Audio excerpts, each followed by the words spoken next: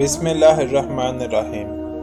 حضرت عبداللہ بن عباس نے فرمایا، حضرت آدم علیہ السلام کی تخلیق سے تقریباً 2000 سال پہلے اللہ تعالیٰ نے زمین پر جنوں کو آباد کیا۔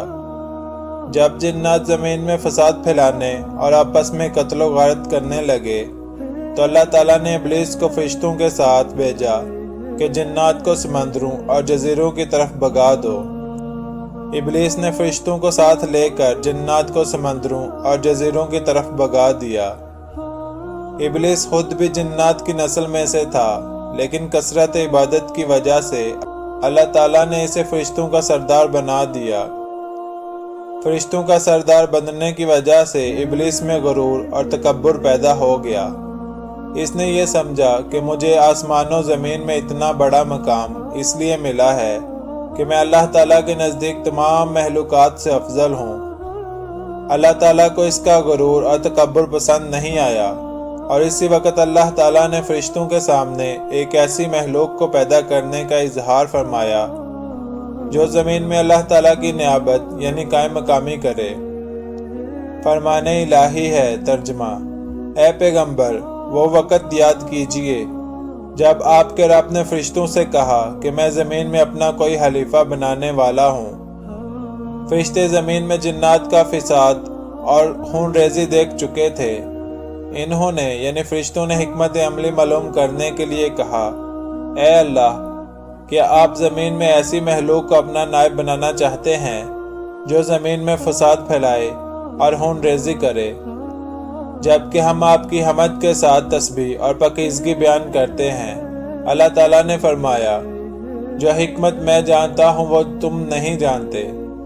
پھر اللہ عز و جل نے اپنی چاہت کو عملی جامہ پہناتے ہوئے حضرت آدم علیہ السلام کا اپنے ہاتھوں سے پتلا تیار کیا۔ اللہ سبحانہ تعالیٰ نے آدم علیہ السلام کی شکل و صورت بنانے کے بعد جب تک چاہا انہیں ڈھانچہ کی صورت میں پڑا رہنے دیا۔ ابلیس حضرت آدم علیہ السلام کے پاس چکر لگاتا رہتا تھا۔ جب اس نے دیکھا کہ یہ جسم اندر سے کھوکھلا ہے تو اس نے اندازہ کر لیا کہ ایسی مخلوق ہے جو اپنے نفس پر قابو نہیں رکھ سکے گی۔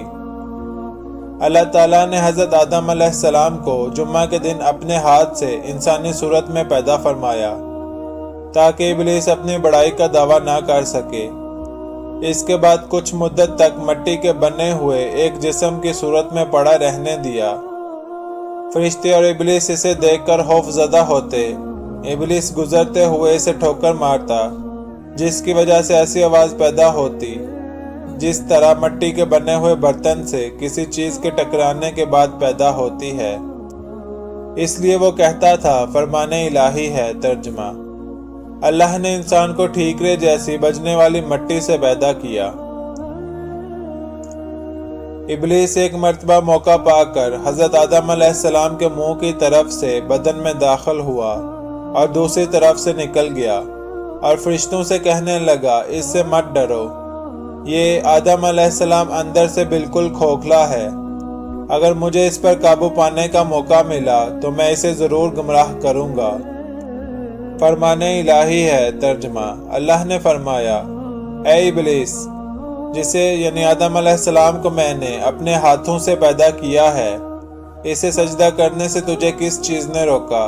احادیث رسول اکرم صلی اللہ علیہ وآلہ وسلم میں ہے، قیامت کے دن اہل ایمان جمع ہو کر آدم علیہ السلام کے پاس آئیں گے اور عرض کریں گے، آپ تمام انسانوں کے باپ ہیں، اللہ تعالیٰ نے آپ کو اپنے ہاتھ سے پیدا فرمایا، فرشتوں سے آپ کو سجدہ کروایا اور آپ کو چیزوں کے نام سکھائے۔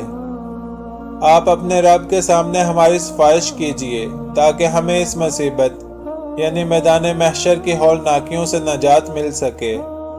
آپ علیہ السلام فرمائیں گے، آج اللہ تعالیٰ بہت غصے میں ہیں، آج سے پہلے کبھی اتنے غصے میں نہیں آئے تھے اور نہ ہی بعد میں آئیں گے۔